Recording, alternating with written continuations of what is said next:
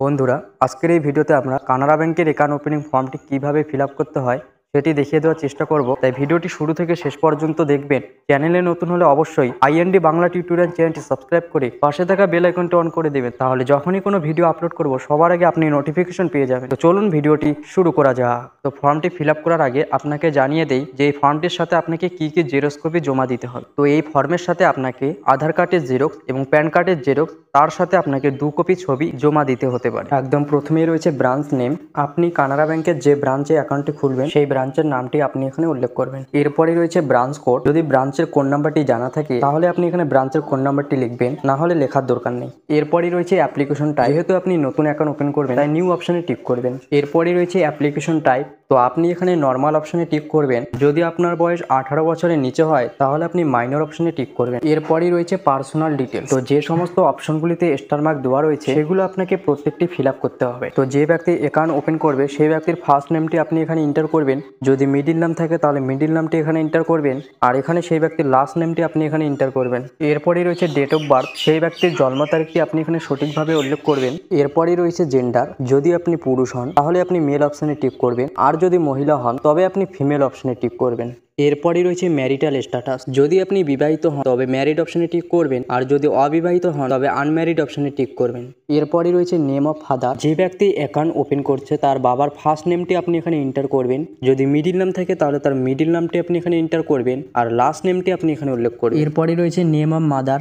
যে ব্যক্তি account open করবে তার মায়ের ফার্স্ট নেমটি আপনি এখানে এন্টার করবেন। যদি মিডিল নাম থাকে তাহলে তার মিডিল নামটি আপনি এখানে এন্টার করবেন, আর তার মায়ের লাস্ট নেমটি আপনি এখানে উল্লেখ করবেন। এরপরই রয়েছে নেম অফ স্পাউস। যদি আপনি বিবাহিত পুরুষ হন তাহলে আপনার স্ত্রীর নামটি এখানে লিখতে হবে, আর যদি আপনি বিবাহিত মহিলা হন তাহলে আপনার স্বামীর নামটি এখানে উল্লেখ করতে হবে। তো যদি আপনি বিবাহিত পুরুষ হন তাহলে আপনার স্ত্রীর ফার্স্ট নেমটি আপনি এখানে উল্লেখ করবেন, তারপর আপনার স্ত্রীর মিডিল নামটি এখানে উল্লেখ করবেন, এরপর আপনার স্ত্রীর লাস্ট নেমটি এখানে উল্লেখ করবেন। এরপরে রয়েছে নাম্বার অফ ডিপেন্ডেন্ট, অর্থাৎ আপনি কয়জনের উপর নির্ভরশীল সেটি আপনি এখানে উল্লেখ করবেন। এরপরে রয়েছে ইলিটারেট। যদি আপনি লেখাপড়া না জানেন তাহলে আপনি ইয়েস অপশনে টিক করবেন, আর যদি লেখাপড়া জানেন তাহলে আপনি নো অপশনে টিক করবেন। এরপরে রয়েছে নেম অফ গার্জিয়ান। যদি আপনি মাইনর হন অর্থাৎ 18 বছরের নিচে যদি আপনার বয়স হয় তাহলে আপনার গার্জিয়ানের ফার্স্ট নেম এখানে এন্টার করতে হবে, এরপর তার গার্জিয়ানের মিডিল নামটি এখানে এন্টার করতে হবে, তারপর তার গার্জিয়ানের লাস্ট নেম এখানে এন্টার করতে হবে। এরপরে রয়েছে রিলেশনশিপ উইথ গার্জিয়ান। এরপর সেই গার্জিয়ানের সাথে তার কি সম্পর্ক সেই সম্পর্কটি আপনি এখানে উল্লেখ করবেন। এরপরে রয়েছে ন্যাশনালিটি। যেহেতু আমরা ভারতীয় তাই এখানে আমরা ইন্ডিয়ান অপশনে টিক করব।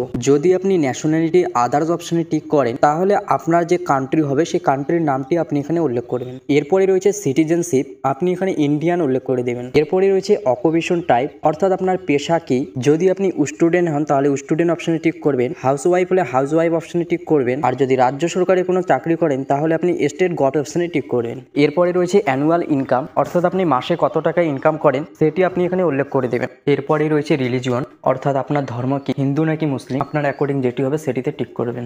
এরপরে রয়েছে ক্যাটাগরি, অর্থাৎ এসসি নাকি ওবিসি নাকি জেনারেল, যেটি হবে সেটিতে টিক করবেন। এরপরে রয়েছে পার্সন উইথ ডিসেবিলিটি, অর্থাৎ যদি আপনি প্রতিবন্ধী হন তাহলে ইয়েস অপশনে টিক করবেন, আর যদি প্রতিবন্ধী না হন তাহলে আপনি নো অপশনে টিক করবেন। এরপরে রয়েছে এডুকেশন কোয়ালিফিকেশন, অর্থাৎ আপনার শিক্ষাগত যোগ্যতা কি, ক্লাস 9 নাকি ক্লাস 10, যেটি হবে সেটিতে আপনি টিক করবেন। যদি আপনি ব্যবসা করেন তাহলে এই অপশনগুলি ফিল আপ করবেন, না হলে ফিল আপ করার দরকার নেই। এরপরে রয়েছে please tick the applicable box, অর্থাৎ যদি আপনি কোনো রাজনীতির সঙ্গে জড়িত থাকেন তাহলে এই অপশনগুলিতে টিক করবে, না হলে নান অপশনে টিক করবেন। এরপর এখানে আমাদের কান্ট্রি কোড এন্টার করতে হবে। যেহেতু আমরা ইন্ডিয়ান তাই 91 এন্টার করব। এরপরই রয়েছে country of tax resident in India only. যদি আপনি শুধুমাত্র ইন্ডিয়াতে ট্যাক্স দেন তাহলে আপনি ইয়েস অপশনে টিক করবেন, আর যদি অন্য কোনো রাষ্ট্রের ট্যাক্স দেন তাহলে আপনি নো অপশনে টিক করবেন। এরপর আপনাকে 10 ডিজিট প্যান কার্ডের নাম্বার উল্লেখ করতে হবে। যদি প্যান কার্ড না থাকে তাহলে আপনাকে ফর্ম 60 অ্যানেক্সার 1 ফিল আপ করতে হবে। এরপর 2 নম্বরে রয়েছে কন্ট্যাক্ট ডিটেলস। প্রথমেই রয়েছে মোবাইল নাম্বার। এখানে আপনার কান্ট্রি কোড অর্থাৎ 91 এন্টার করবেন। এরপর আপনি যে মোবাইল নাম্বারটি আপনার ব্যাঙ্ক অ্যাকাউন্টের সাথে লিঙ্ক করতে চান সেই মোবাইল নাম্বারটি আপনি এখানে এন্টার করবেন। এরপর আইডেন্টি প্রুফ এবং অ্যাড্রেস প্রুফ হিসেবে আপনাকে ডকুমেন্ট সিলেক্ট করতে হবে। তো এখানে সবচাইতে ভালো হয় যদি আপনি আধার কার্ড অপশনটি সিলেক্ট করেন। তো আমি এখানে আধার কার্ড অপশনটি সিলেক্ট করছি। এরপর সেই আধার কার্ডের নাম্বারটি আপনি এখানে উল্লেখ করে দেবেন। এরপর এই অপশনগুলো আপনাকে ফিল আপ করতে হবে না।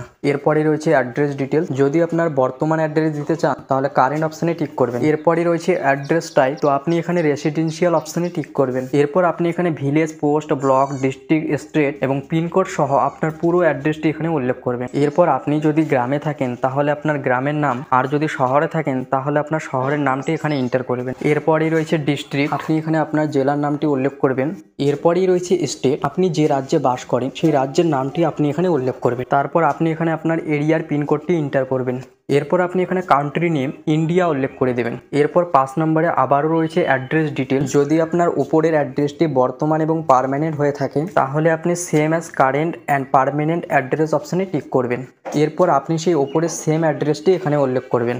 এরপর 6 নম্বরে রয়েছে এলজিডি কোডস, এখানে আপনার কোনো কিছু ফিল করতে হবে না। 7 নম্বরে রয়েছে অফিসিয়ালি ভ্যালিড ডকুমেন্ট, এখানেও আপনার কোনো কিছু ফিল করতে হবে না। এরপর 8 নম্বরে রয়েছে সেলফ ডিক্লারেশন, যদি আপনার ব্যাঙ্ক অ্যাকাউন্টের সাথে আদার সেটিং অর্থাৎ ডিবিটি লিঙ্ক করতে চান তাহলে আপনি ইয়েস অপশনে টিক করবেন, তাহলে সরকারের যে কোনো সুবিধা আপনি এই অ্যাকাউন্টে নিতে পারবেন। এরপর আপনি এখানে আপনার একটি ছবি লাগিয়ে দেবেন। তারপর যে ব্যক্তি অ্যাকাউন্ট ওপেন করবে সে এখানে একটি সিগনেচার করে দেবে। এরপর আপনি যে ব্রাঞ্চে অ্যাকাউন্ট খুলছেন সেই ব্রাঞ্চের নামটি এখানে লিখবেন। এরপর আপনি যেই দিন এই ফর্মটি ব্যাংকে জমা করবেন সেই দিনের তারিখটি এখানে উল্লেখ করবেন। এরপর 9 নম্বরে রয়েছে ফর অফিস ইউজ, তো এখানেও আপনার কোনো কিছু ফিল করতে হবে না।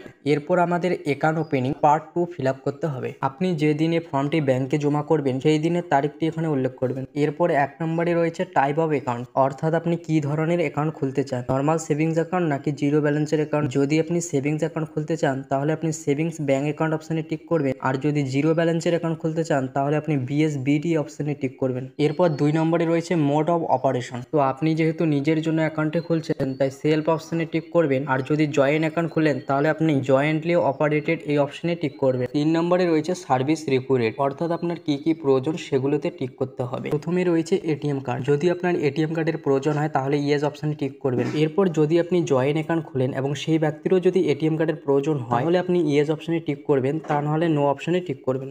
এরপর আপনার এটিএম কার্ডে কি নাম প্রিন্ট করাতে চান সেই নামটি এখানে লিখবেন। এরপরই রয়েছে কার্ড টাইপ, অর্থাৎ আপনার কি রকম এটিএম কার্ডের প্রয়োজন, রুপে নাকি ভিসা নাকি মাস্টার কার্ড, তো যেই কার্ডটি আপনার প্রয়োজন সেই অপশনে আপনি টিক করবেন। এরপর যদি আপনার চেকবুকের প্রয়োজন হয় তাহলে ইয়েস অপশনে টিক করবেন, না হলে নো অপশনে টিক করবেন। এরপর যদি আপনার এসএমএস অ্যালার্টের প্রয়োজন হয় তবে ইয়েস অপশনে টিক করবেন, তা না হলে নো অপশনে টিক করবেন। এরপর যদি আপনার ইন্টারনেট ব্যাংকিং এর প্রয়োজন হয় তবে ইয়েস অপশনে টিক করবেন, তা না হলে নো অপশনে টিক করবেন। এরপর যদি মোবাইল ব্যাংকিং এর প্রয়োজন হয় তবে ইয়েস অপশনে টিক করবেন, তা না হলে নো অপশনে টিক করবেন। এরপরে রয়েছে পাসবুক রিকোয়ার্ড, যেহেতু আমাদের পাসবুকের প্রয়োজন তাই আমরা এখানে ইয়েস অপশনে টিক করব।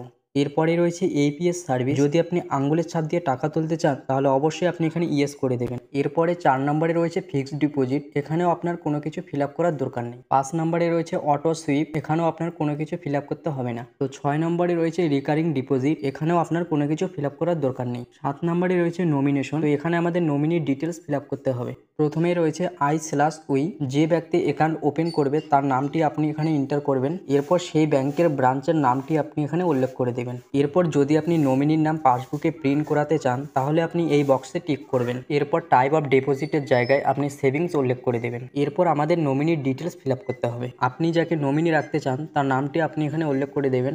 এরপর নমিনির মোবাইল নাম্বারটি আপনি এখানে এন্টার করে দেবেন। এরপর যে ব্যক্তি অ্যাকাউন্ট ওপেন করবে তার সাথে নমিনির কি সম্পর্ক সেই সম্পর্কটি আপনি এখানে উল্লেখ করবেন। এরপর নমিনির বয়স আপনি এখানে উল্লেখ করে দেবেন। আর নমিনি যদি মাইনর হয় অর্থাৎ 18 বছরের নিচে যদি বয়স হয় তাহলে তার ডেট অফ বার্থটি এখানে উল্লেখ করতে হবে। এরপর যে ব্যক্তি অ্যাকাউন্ট ওপেন করবে সেই ব্যক্তি এখানে একটি সিগনেচার করবে। যদি আপনার ব্যাংক অ্যাকাউন্টে কাউকে নমিনি রাখতে না চান তাহলে আপনি এই বক্সে টিক করবেন। এরপর যে ব্যক্তি অ্যাকাউন্ট ওপেন করবে সে এখানে একটি সিগনেচার করে দেবে। এরপরে রয়েছে ফর অফিস ইউজ, তো এখানে আপনার কোনো কিছু ফিল আপ করতে হবে না। এরপরে রয়েছে টার্মস অ্যান্ড কন্ডিশন, এখানে একদম নিচের দিকে আপনাকে একটা সিগনেচার করতে হবে। তো আশা করি আমি আপনাদেরকে বোঝাতে পেরেছি যে কানাড়া ব্যাংকের অ্যাকাউন্ট ওপেনিং ফর্মটি কিভাবে ফিল আপ করতে হয়। তাও যদি কোথাও কোনো রকম বুঝতে সমস্যা হয় তাহলে আপনারা কমেন্ট করে জানাবেন, আমি রিপ্লাই দেওয়ার চেষ্টা করব।